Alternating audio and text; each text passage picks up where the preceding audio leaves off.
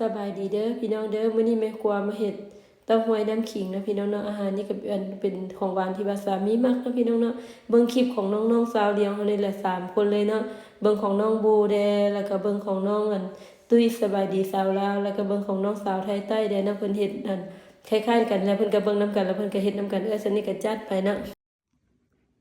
เต้าหวยมื้อนี้ก็สิใส่ซอยเมี่ยวเด้อพี่น้องเด้อซอยเมี่ยวสิใส่ไป500 ml แล้วก็มีผงเจลาตินนะมีผงเจลาตินตัวนี้ซื้ออยู่ว่ามากเด้อพี่น้องเด้อขอบใจน้องสาวไทยใจที่ว่าแนะนำเนาะแล้วทำอีกเธอจะผสมผงเจลาตินกันนะพี่น้องเนาะมีน้ำคับหนึ่งเด้อพี่น้องเด้อ250 ml เขาจะไปใส่ในหม้อก่อนเด้อพี่น้องเด้อใส่ในหม้อแล้วก็จะเอาผงเจลาตินนี่มาลงหลังจากนั้นก็จะใส่ผงเจลาตินเด้อ4 บวงกาแฟพี่น้องโห้ยลงไปเด้อพี่น้องอย่าถอกลงบัดเดียวเด้อโห้ยไปให้มันละลายเป็นน้ำไปแล้วก็ตีเป็นน้ำนะพี่น้องเขาก็ใส่จนครบ4 บวงพุ่นละใส่ย้ายไปอย่าลงโห้ยบัดเดียวเด้อพี่น้องเด้อแล้วก็ตีให้มันละเอียดเนาะซอยเมี่ยวนะ500 ml นะที่ว่าเขาเตรียมไว้จะเอาไปลงใส่ในหม้อกับเจลาตินเนาะแล้วก็จะเปิดไฟอ่อนๆเด้อพี่น้องเด้อค่อยๆขั้นตอนนี้เราตั้งไฟอ่อนๆเด้อพี่น้องเด้อต้มไว้ประมาณ3 นาทีอุ่นๆไปบ่ให้ฟดเด้อพี่น้องเด้อหลังจากรู้สึกว่าผงเจลาตินเปื่อยแล้วก็มันอุ่นๆขึ้นมาแล้วก็มอดไฟนะพี่น้อง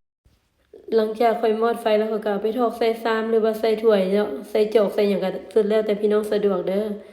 แล้วก็จะเอาพลาสติกแรปไว้แล้วก็เสียบไปใส่ตู้เย็นธรรมดาเนาะพี่น้องเนาะไว้คืนนึงเลยเด้อพี่น้องเด้อเพราะว่าค่อยเฮ็ดหลายเนาะมันใหญ่มันถ้วยใหญ่เนาะน้องเพิ่นเฮ็ดน้อยๆแล้วเพิ่นแต่2 ชั่วโมงเพิ่นก็กินได้แล้วนะบัดนี้เฮามาเฮ็ดน้ำขิงกันพี่น้องน้ำขิงนี่เฮ็ดปลาไว้เอาน้ำลงไป500 ml เด้อพี่น้องนะค่อยจะต้ม500 ml แล้วค่อยก็จะใส่น้ำตาลมะพร้าวไป200 กรัมแล้วก็เกลือผายบวงกาแฟเนาะแล้วก็ขิงซอยมาจัก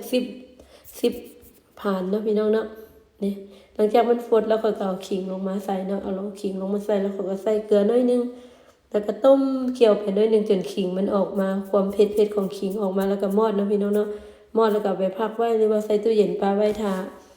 เต้าหวยเฮาเนาะบัดนี้เนาะพี่น้องเนาะนี่ค่อยก็ใส่เกลือไปประมาณหลังจากเฮาแล้วน้ำขิงเนาะบัดนี้ก็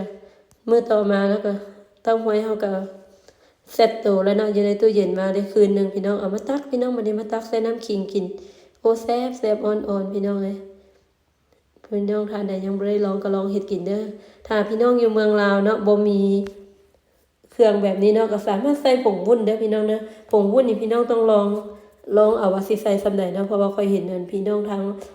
เพื่อนบ้านเนาะเพิ่นก็เฮ็ดใส่ผงวุ้นก็ได้เนาะพี่น้องเนาะแล้วก็น้ำเต้าหู้เฮาแหละพี่น้องเฮ็ดโลดออกมาก็สิแซ่บคือกันนี่แหละสิเนียนคือกันจะเฮ็ดสูตรคล้ายๆกันแต่ใส่เครื่องคนละแบบหรือว่ามื้อหน้าค่อยมีเวลาเนาะค่อยจะเฮ็ดให้พี่ให้น้องเบิ่งเนาะทางประเทศลาวเฮาเนาะที่ว่าใส่เครื่องที่ว่าเฮามีอยู่เมืองลาวเฮาเนาะสุดท้ายนี้ก็สิได้ขอจบคลิปลงเท่านี้เด้อพี่น้องเด้อผู้ใดได้มักเต้าหวยนำกันก็มาเด้อพี่น้องเด้อเฮ็ดหลายเติบอยู่นี่พี่น้องนี่ค่อยเอาน้ำขิงมาฮวดลงโอ้อันนี้ก็เป็นเฟเวอร์สามีข่อยเนาะเพิ่นมากไปเมืองลาวนะพี่น้องไปนั่งกินเต้าหวยตื่นมาเนาะมีคนเขาเจ้าหาบมาขายหน้าบ้านเนาะลูกมาลัดทุกเช้า